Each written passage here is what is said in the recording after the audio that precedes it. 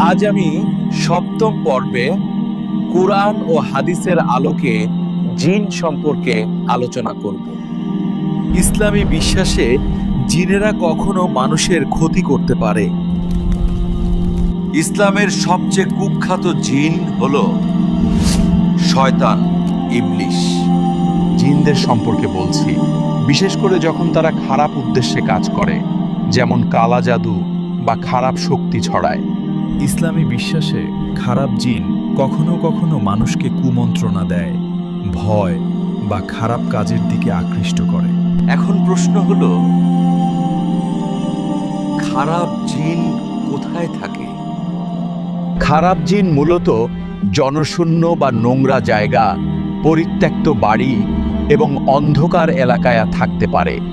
আমি তোমাকে শেষ করে দেব, তোমার পালানোর কোনো পথ নেই।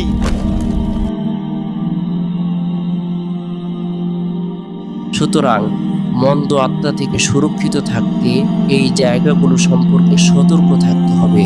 আল্লাহ আমাদের সবাইকে রক্ষা করুন। জিন সম্পর্কে বাকি পর্বগুলো দেখতে হলে আমার ইউটিউব চ্যানেল সাবস্ক্রাইব এবং ফেসবুক ফলো দেন।